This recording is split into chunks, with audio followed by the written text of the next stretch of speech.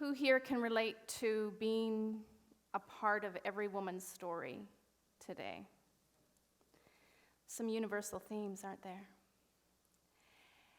And I can say, honestly, having given literally thousands of talks, speaking around the world on television, TED stages, to hundreds of thousands of people collectively, I don't think I've been more nervous. Yeah, seriously.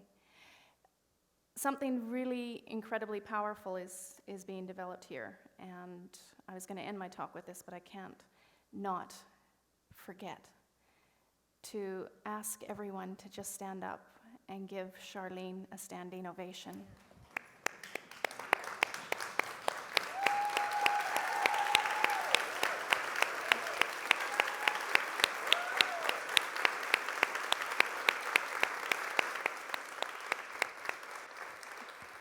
Thank you.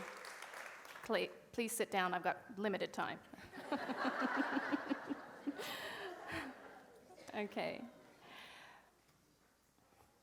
Who here can remember their most memorable meal? I'd like you to just close your eyes and 10 seconds. I want you to remember the most memorable meal you've had in your entire life. Close your eyes. And while you're remembering that meal, I want you to think about how it made you feel.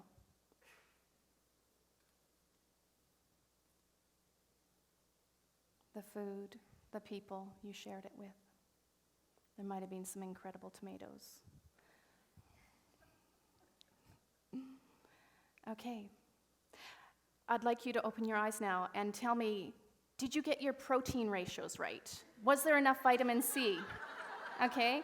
The nutrient value of it. Was it spot on? Who was thinking that? It's just like perfectly balanced, The social context in which we eat the meal is as powerful as what we're eating, and we are losing that.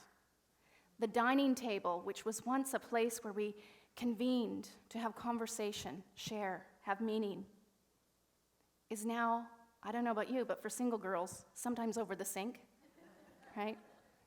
In front of the television, the computer, on the bench top. But less and less is it shared with people we love and care about. I have worked around the world with people like Jamie Oliver, some of the best chefs. I've worked in some of the best restaurants in the world. I've owned a cooking school in Melbourne, Australia for almost 20 years. I was a food journalist, traveled the world. I've dined in some of the best restaurants. Yet my most memorable meal is something that you probably wouldn't imagine associated with a food philosopher, in that it happened when I was 10 years old. And at that time in my life, my father and my mother had separated, as they had many, many times. And my grandmother had come to live with us because my alcoholic grandfather had abandoned her, and she was learning to walk and talk again after a stroke. My sister had left home because that same grandfather had announced to her that my father wasn't her real father. And my mother's brother had just attempted suicide and was in the hospital. I know, you're all thinking, very Brady Bunch. Right? Okay.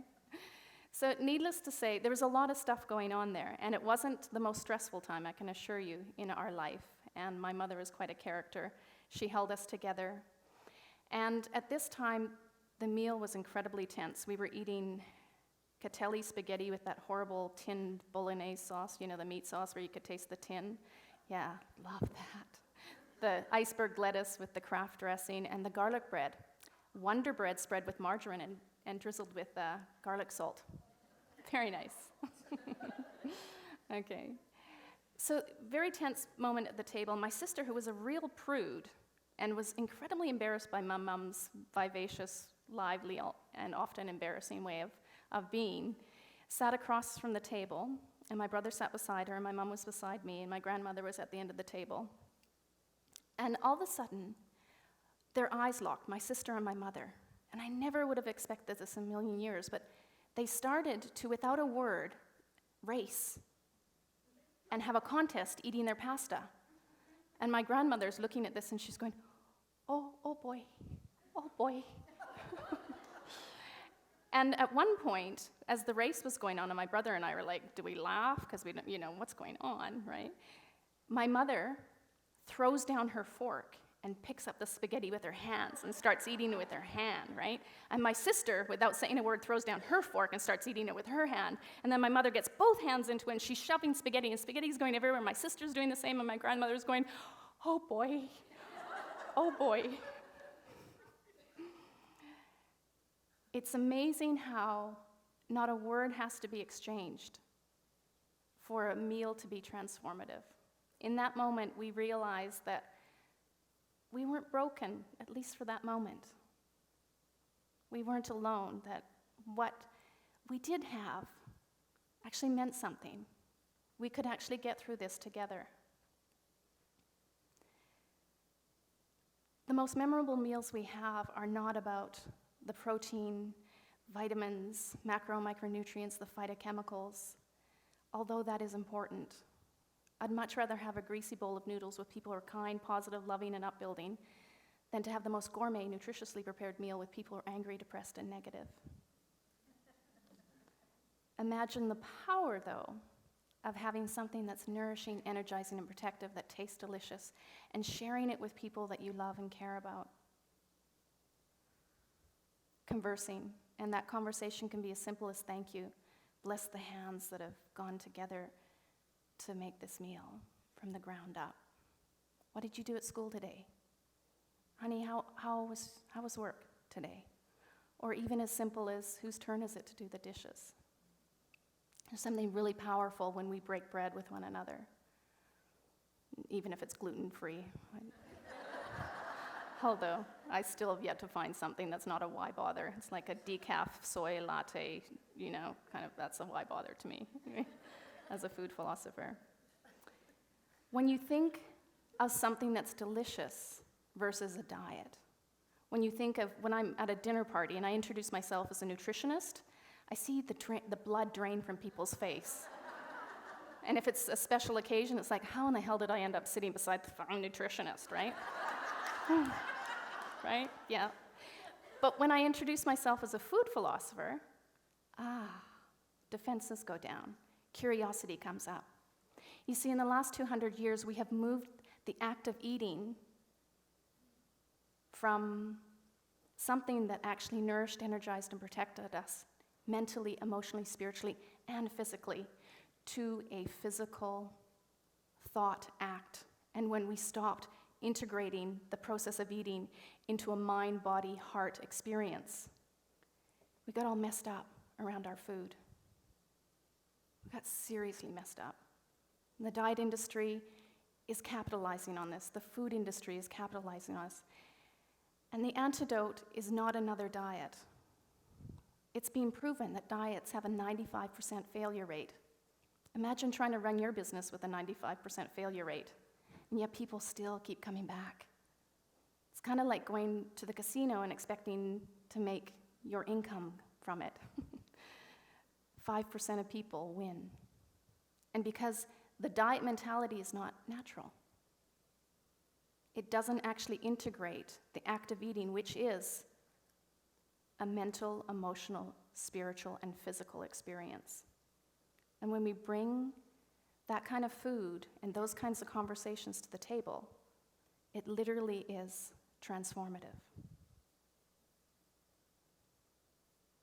Imagine a world where food was seasonal, local, organic, and whole. Where we actually ate in context of how nature actually communicates to us constantly how we are meant to be eating. And imagine sharing those meals and that food with people who we love, care, and respect, people who care about us, people who are kind, non-judgmental, forgiving. And imagine tasting beautiful flavors, sensual aromas. You know, when I've had those food experiences with those people and myself, I didn't overeat because I was satiated and satisfied not just by the nutrients and the deliciousness of the flavor, but by the conversations that I had that built up and nourished, energized, and protected my soul. You see, addiction is your body's way of saying you're not listening.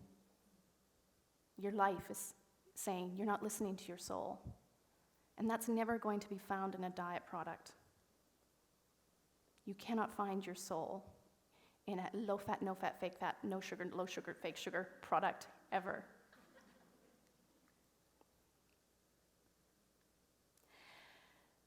The world needs you to be present to the food system. 51% of greenhouse gas emissions, and the majority, the higher portion, of our environmental problems are related to how we eat. My goal is to have 10,000 food coaches around the world helping people develop a healthy relationship with food, their body, and the planet.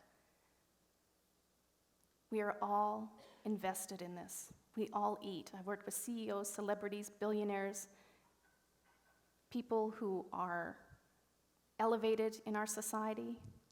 And you know what? They eat and poop just like the rest of us. We're all the same. But if we don't change the way we're eating dramatically, and I'm not talking about for your diet or your shape or even your health, then your children and your grandchildren will not have the abundance that we actually have the opportunity to access now in their future. So change the conversation from the diet mentality to really connecting, to be present, to prepare a meal together, even if it's just once a week. Because I know that epigenetics show the conversations that you have the power to change your life. And I had a life very similar to Leah. Sexually abused as a child, raped as a young woman, which left me infertile, unable to have children. And I just wonder if the conversations at the table that I grew up in were more present, were more enlightened. I can't help but think of the transformations and the pain that I would have been saved along the journey.